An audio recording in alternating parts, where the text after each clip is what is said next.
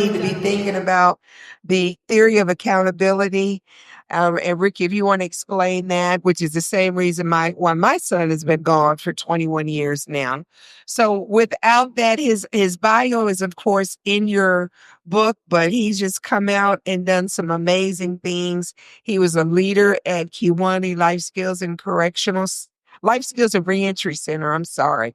But now he's doing his own thing. And again, after 25 years, making a positive difference in this world. So with that, I give you Ricky Reentry Hamilton. Oh, thank you so much, man. That was that was a beautiful intro. I need to take you there where I can go, Miss Chance. Um, but I don't know if you wanted me to answer the accountability part, but I guess I'll start right there. So accountability, if individuals don't know, it's where someone can be charged with the same crime as someone that may have actually committed the offense, right? So, like in my case, it involved me being chased from school. And then some rival gang members were chasing me, and a friend of mine saw me being chased by some armed individuals and fired at the people that was chasing me and hit an innocent bystander, and I ended up charged with first-degree murder. Um, Walking home from school on the first day of my senior year. Um, but yeah, that's the theory of accountability, unfortunately, that we have in Illinois, where someone else's actions can totally affect someone else's actions. I mean, someone else's life. Oftentimes people care about, like, say, the getaway driver, or maybe someone sitting, on the side of a car, and a crime is committed inside of a house. The person that's also in the car, you know, can be found accountable for that crime as well. But anyway, um, so my name is Ricky Reentry Hamilton, as she said. I am the founder of C.A.N.D.O.R Enterprises, and also a company called Got Jobs America, which is a workforce development and reentry solutions agency. And as Len explained, my journey has been a long and, I would say, eventful one. Um, I explained kind of how I went into prison, as I just explained. And as one could probably, imagine, most of my story begins with me as a kid just trying to fight for my freedom, right? Fighting for my freedom, for which I believe everyone saw and understood, right? Like, it was known I didn't have a weapon. I never fired, that I was the one who was a potential victim, right? So, my whole time, I would say my early years was just fighting for my freedom. And then I would say eventually, after I was found guilty, and even while incarcerated, you're talking about at the age of 17, um, and making it to prison, having been found guilty, I'm working on appeals. So my story involves me just trying to fight for my freedom. And then it was like at a certain point in time, I would say after denial of one of my appeals, is like I just saw the system. Um, I saw how they just used interpretation, right? For me, it was like I saw that it doesn't matter what a law says. If you get a judge who wants to interpret it another way, then, and I can honestly say at this time I was maybe like 26. And I wouldn't say I gave up trying to fight for my freedom. I would say I began to focus more on who I was going to be whenever I was returned to society. I still was trying to fight for my freedom, but I began to put more time into who I wanted to be whenever that time came. And honestly, it was because I was around a lot of guys, like, I can actually say, like, my brother Wendell and Swansea that's here today. Matter of fact, we shot them out too and get a chance to. But yeah, I was around brothers like this, right? Where, to me, at the age of 20 something, well, when I was 17, I got sentenced to 23 years. So I did actually 23 years in the Illinois Department of Corrections. I was sentenced to do 100% of my time. And I was in My incarceration was through all of, I would say, the worst institutions throughout the state. Like when I was 17 years old, when I first went into the county, I went into Division 11, which is in Cook County. And at the time, that was considered super nice, right? So talking about a 17-year-old kid who didn't have any, history of being incarceration, that's what I got through into.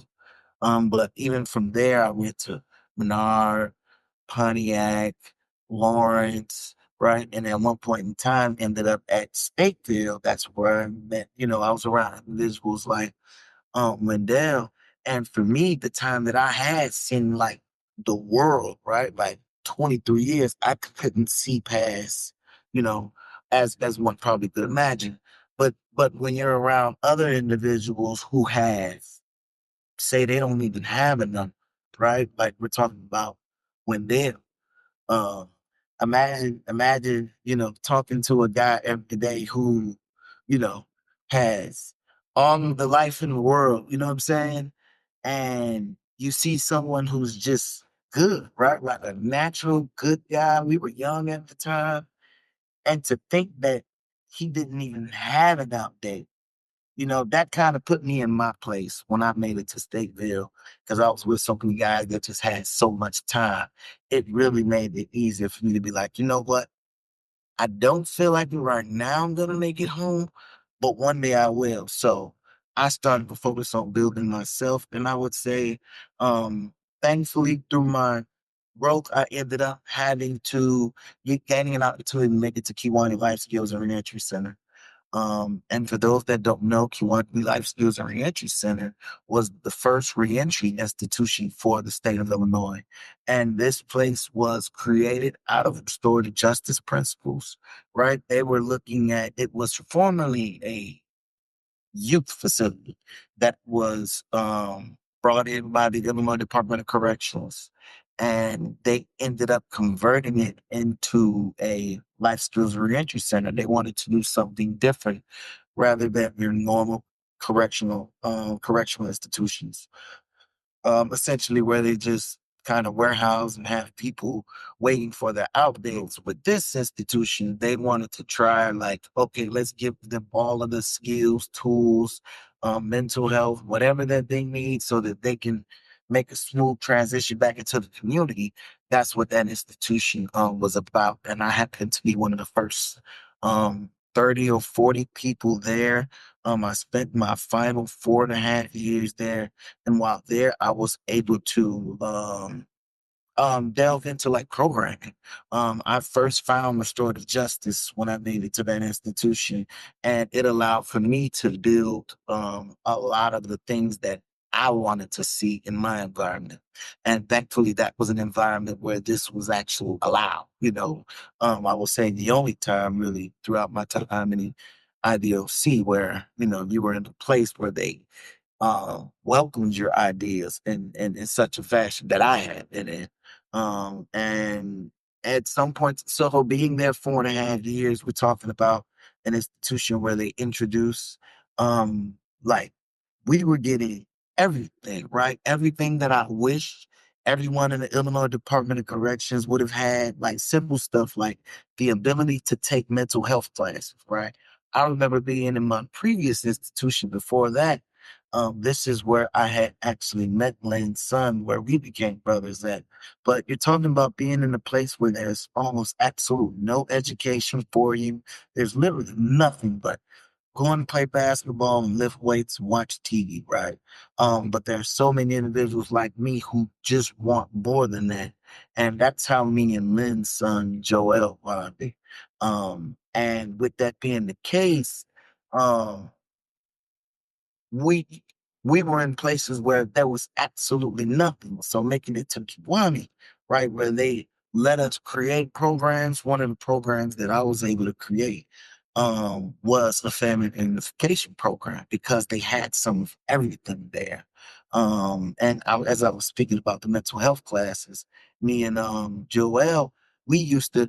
I remember at one point in time we had put in for some grief and anxiety. It was some type of um, um, class that they were doing out of the hospital. We had never even heard of it, but we tried to take it. And we was like, we wanted to learn about Greek, right? We read the introductions. It was just some type of education. And they told us no there, right? Like they told us, well, is if you're not on medication, you can't take any of these mental health classes, right? Like, that's how messed up it was. But then making it to an institution where they provided these classes, and so much more, it really hit my mind eventually that the biggest part that was missing, there were no classes and there was no teaching about reunifying the one's family. And this is where I really got to learn about this during my release. I would say during 2021 when I came home, I had came home with a fully developed program that talked about, how to overcome grief, how to forgive oneself, how to forgive one's family, blending in all these restorative justice principles. But it wasn't until I was actually able to come home and go through some of I would say, even more than my struggles. It was learning from others. So when I came home, my first job, I was the reentry coordinator for Phalanx Family Service. And I was also a community development specialist for Greenwood Archer Capital, which was a entrepreneurship program for justice impacted individuals. So when I came home, I was working with people just like myself. And I was able to, you see so many people's struggles. And when I tell you, right, like the employment is a big is of course a big hurdle. Housing is a big hurdle, right? Everybody knows about these two: employment, housing, but nobody was or really is talking about family reunification, right? Because oftentimes I was seeing individuals were having problems with their family, right? Like it was that whole reunification dynamic that was just totally missing, and there was no preparation for, and there's also nowhere to seek help, right? Because who understands these dynamics that we're going through, right? Unless you have someone who has been through it, right? Or or eventually there will be adequate programs to provide for this. But when you don't have that, it's kind of just a journey through the blind. And I would often see individuals who were successful, right? Like it was like no matter what, whether you were being successful, I would say in life and in your reentry, such as, as I mentioned, having employment, and so forth, being able to accumulate things. But what was always consistently a struggle was the managing of how to reconnect with one another's family, right? Because while both of you may love each other and say you have been in each other's lives for the full time while someone's incarcerated, um, the brutal reality is that you two don't know each other, right? Like you guys don't know each other in the real world. So, like, take someone who, like, I had a relationship with someone, right? And when we reunified, it was so hard to get past the fact that we weren't the same people who was talking to each other over the phone or behind the glass, or through a letter. It was almost like we were kind of different people.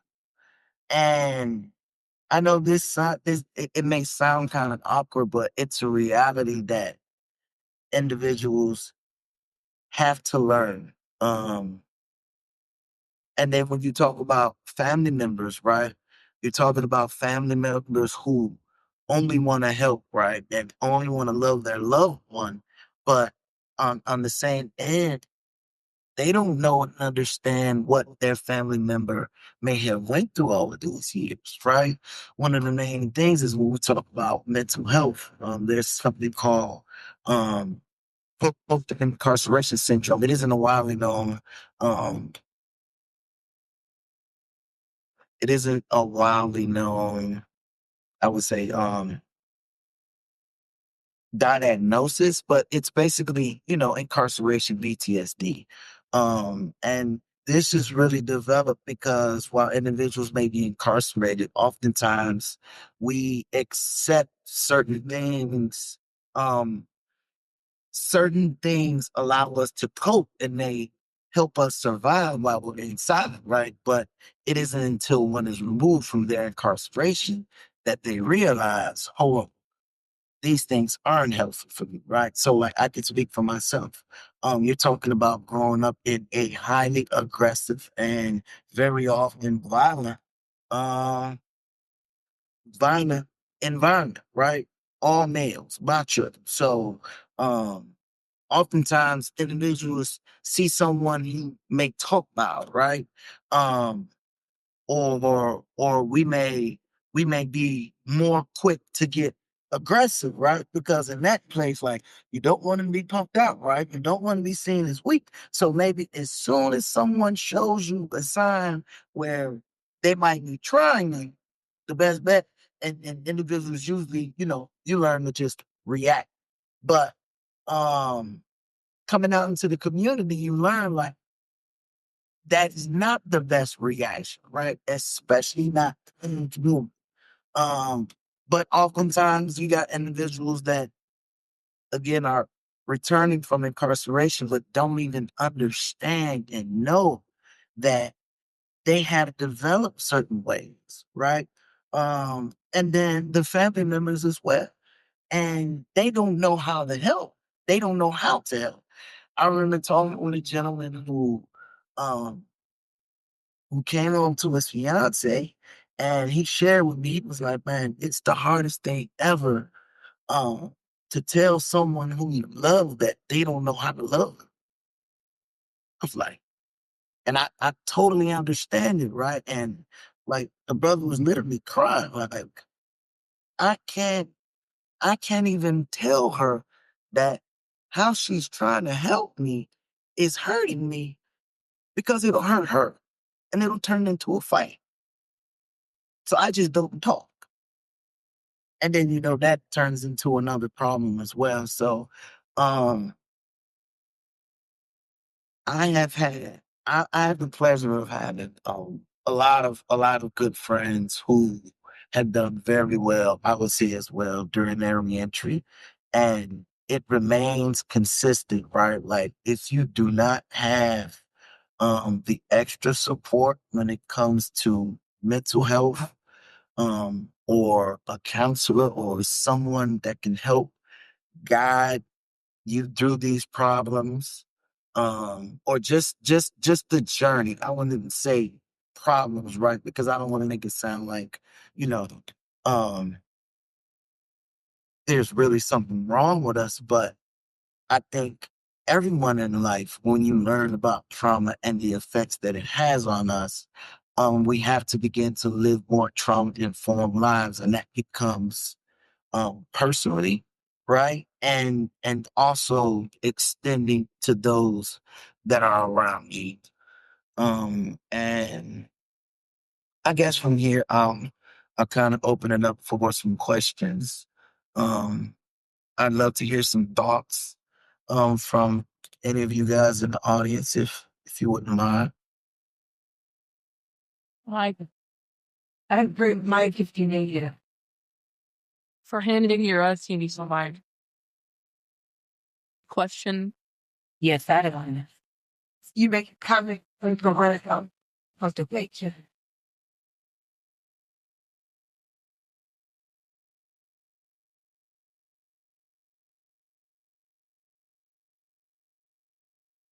What's up, Ricky? I'm your assistant here. This is Uh, Whitney, bro. Hey, up there. I have a question. Question. Hold on.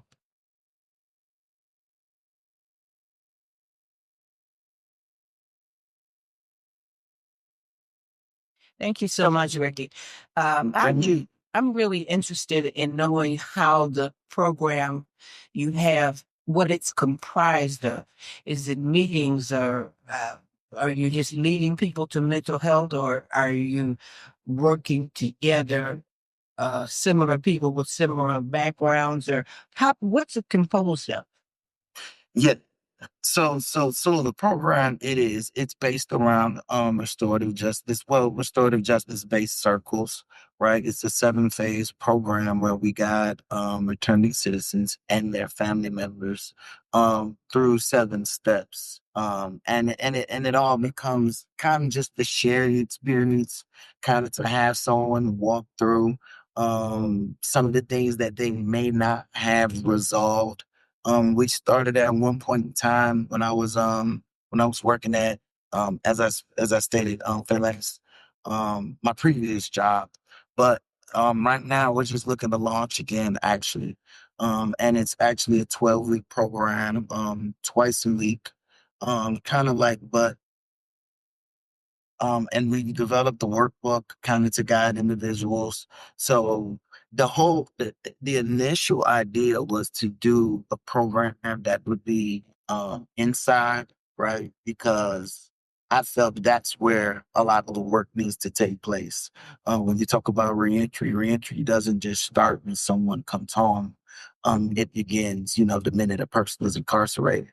And I believe that's kind of where it should start on the inside, and still looking to develop a program on the inside. Thank you. Yeah.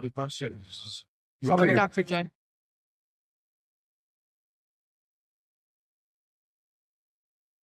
Hey, what's up, Ricky? This is Dr. J. Oh, Dr. J. Yeah, I like to reemphasize something that you brought up about the post-traumatic stress syndrome that occurs. Going to prison is traumatic. Living in a lot of our communities is traumatic. So I'm glad that there's something that deals with that. And I don't, Dr. Joy DeGruz, Yes.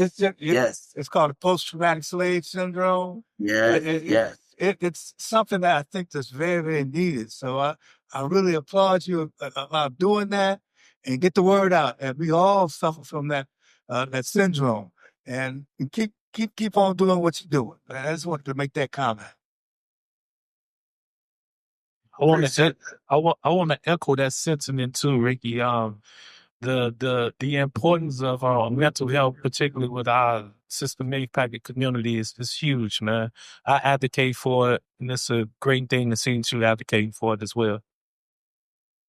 Hello, Ricky Reentry. My name is Tangela, and actually work in corrections. And I've been there 9 years. And I started out in mental health. I did that for 5 years. And then I went to assessments where we assessed and connected people from the inside. Our attempt was to connect them with programs that would help reduce their recidivism rate because if they scored moderate to high. And now I'm a volunteer services coordinator. But you are absolutely right. I am working on my PhD and I'm creating a reentry program that I want to implement in the Department of Corrections across the state.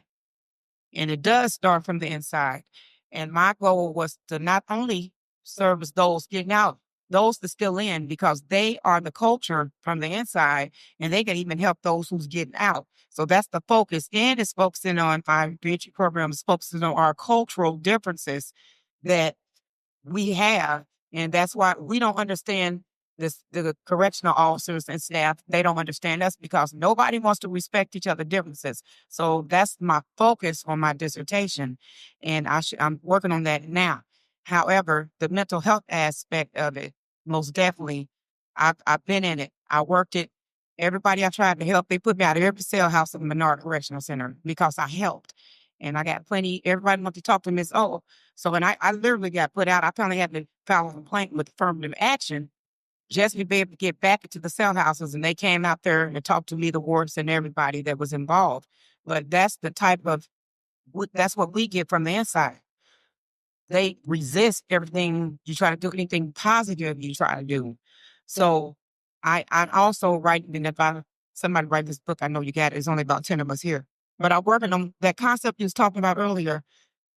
I used to do a group and I named it and I just made it myself when you press play. So, I go back to the boombox era when you press play, pause. And my concept is I used to ask them in group, will you be ready when you press play? Because you go in at 17, you get out, your mentality is still 17. You may have grown internally, but you haven't grown externally. So when you press play, well, you're ready. And so you're talking about the relationships and that PTSD from being inside. You're absolutely right. So when you press play, nobody's ready. Your family's not ready when you press play. You're not ready when you press. Society is not ready for you because you have a different type of insight because you've been on the inside. So I just want to encourage you all, and even Wendell and you all. I am very inspired by you all. You keep doing the work you're doing because from the inside out is very difficult. They challenge everything you try to do and just keep doing your work. And if there's any way, I'm also the vice president of the Carpendale NAACD. I forgot to say that earlier. I want to connect with you. I want to connect with you. And anything we can do, we need to start getting some things going around here. Thank you. Let me say something to that real quick. Man, I definitely appreciate that, Miss Tangi, and I would I would say you are essentially like what I see as the solution for incarceration, right? Like I don't believe that the Illinois Department of Corrections will ever be right unless they start letting the community come in and actually do the healing. And like just listening to you, you are every example of that, right? Like that you and you're totally right. There are those cultural disconnections. There's a lot of things, right? Like there are a lot of things. And that was one of my, I would say, summers, right? That I seen like I just didn't see the IDOC change until they allow more of us in. Because this is what they're coming back to anyway, right? Like and this is where they came from. So that healing needs to start as early as possible. And I'm going to thank you from the bottom of my heart for all of the work that you're doing because as Wendell said, man, I'm proud to be connected with guys like Wendell and Swanee, right? Because we're not ashamed to show our vulnerabilities, right? And champion something that we know that's needed, right? It's literally been left out of the equation. Um, and to see, shout out to you, Big Friday, Mr. Brian Deals. If y'all don't know, we got a lot of great groups that are leading the way. When you talk about mental health awareness, so I just applaud anybody else who joins in this because this is what community actually is. Like we the ones that's gonna do it, and we have to do it together. There you go. Hey, what's going on, brother? So let me ask you a question. Do you believe that the rehabilitation within the actual correctional system, uh, the standard corrections, do you think that actually helps to rehabilitate the prisoners, or do you think that it's the communities and the groups, right? Because a lot of people I've heard say, man, you go to prison, it don't do nothing but make you worse, right? Because they just throw you in there and leave you to rot. But then you got people there with a fighting spirit, you know what I'm saying? Now I'm looking at it from another perspective, but you know, when I say about a fighting spirit, because sometimes, the Almighty, he'll leave his hands on you and he'll make sure that you take care of, building those people who went into prison too. You know what I'm saying? And they came out great things had to perform. But what I'm asking is like, what do you think is more so been the rehabilitation factor for you and others? And then I'm sure you've seen others who just kept coming back or just actually crumbled while they was in there. Um, Man, that's a great question, and I I remember when I was in Kiwani, so there, we had uh, everybody used to come down there, right? Because it was the new facility. It was got politicians and business leaders. Some of everybody was coming down there, and like I used to tell my story, whereas I used to let them know, like, hey, yeah, I'm doing this, but I became who I became in spite of the Illinois Department of Corrections, rather than with the help of, right? Because to your point, I could very, very, very easily not have been here, right? Um, because everything was set up for me not to be. I was not meant to come out whole and healthy, let alone thrive, right? Because when I tell you all of the things that one would hope someone that's incarcerated, whether wrongfully or rightfully, all the things that you wish that they would be focused on in there or be given, they weren't. Like for me, I had to fight to get an education. I used to have to write grievances. I could not get in school. I used to have to write grievances and fight to go to religious services, right? Even down to you talking about getting in books and like all of the most basic stuff. Like for me to become who I became when I walked out, I had to fight for that, right? It wasn't because it was set up for me, like trying to get into different vocations. And that was really the only reason and I can't wait till one day I'm able to sit next on a panel or something with Lynn's story, right? With Lynn's son and tell like my story or our story because it just so happened not ended up at Kiwani because I began advocating really hard for myself, right?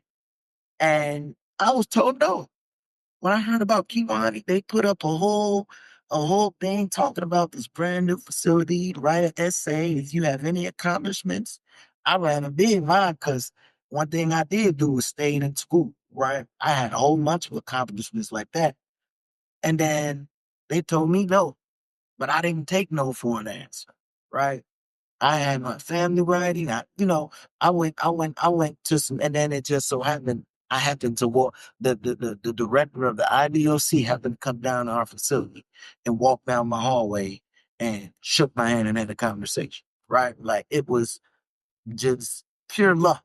But to what you're asking, it's not set up to benefit someone because if you look at how many people there are and the limited amount of actual programs that's going to build a person up, like you got people who be waiting until they get down to their last 2 or 3 years before opportunities open up for them to be able to take classes. But just imagine if everybody in that facility is trying to take these same 2 or 3 classes. And we're talking about institutions with from 1,500 to 2,000 people, right? Like, how long does it take? And that's why I'm happy that the IDOC before I left, they're taking more steps to move towards building, reentry more out. They've had, I would say, all of the last 3 directors that I've seen they've had have been like really progressive minded individuals but the IMLC is a culture, right? And it's a system, you know. Um, yeah. I hope I answered your question somewhere in there, but Okay, Ricky, this is Tandy again, and I kind of want to answer this question from the inside of the institution as far as rehabilitation. And I shouldn't say this, but I will. There is no rehabilitation. I've seen it firsthand. The program, think about this. The correctional officers that work now as counselors to put people in programs, they were officers. They have this system set up where you are an officer, and that's the only way you could be a counselor is you have to be an officer. Now, me, master's degree, they won't even let me be a counselor in DOC because you have to step up from being a correctional officer, and that's their mobility or that's their steps up from being an officer. So now you got these disciplinarians, that's the counselors that's supposed to help you, that's supposed to connect you to programs, that's supposed to help you with your reentry needs, your anything you need from that to get transition to the outside. They are disciplinarians. So when you, Mr. Ricky, when you was writing all them grievances, they don't want to deal with you because you don't wrote too many grievances. So now they got something against you because they feel like you're trying to be too smart. You're trying to be too educated. So they will make sure they're going to say no because you done got on their nerves. Now, you got the right to write a grievance. You got a right to fight for yourself.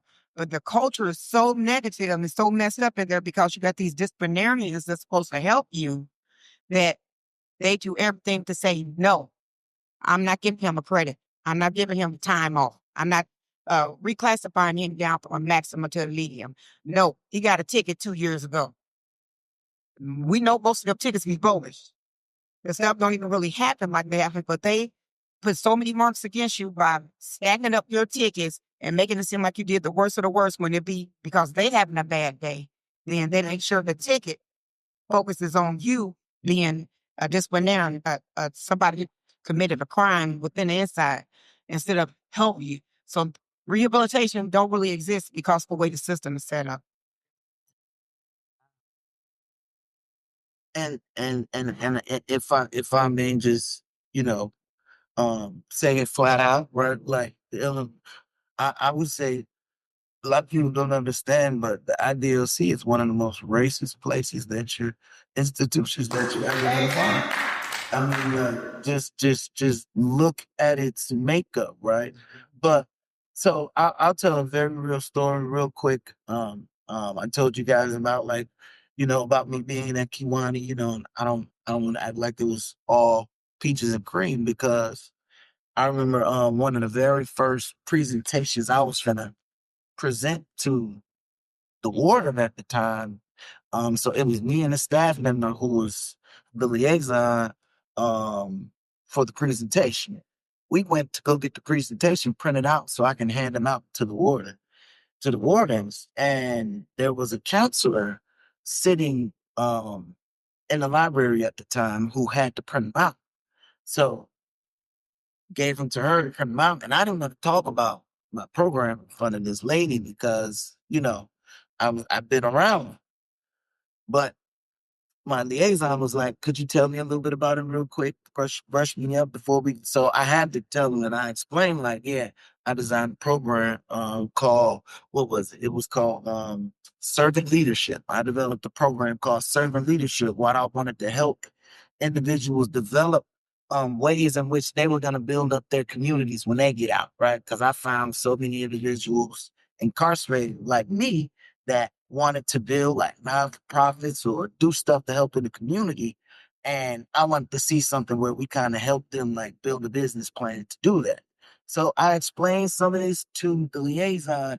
And as soon as I said, the lady turns around and says, "Oh, I hope they never approve that.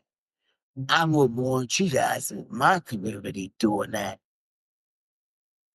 And when I tell you, it took, it's like my soul left my body. And I just jumped up and I ran out, you know, and to think that this woman just did look me in my face and said, I don't want you, I don't want you guys in my community.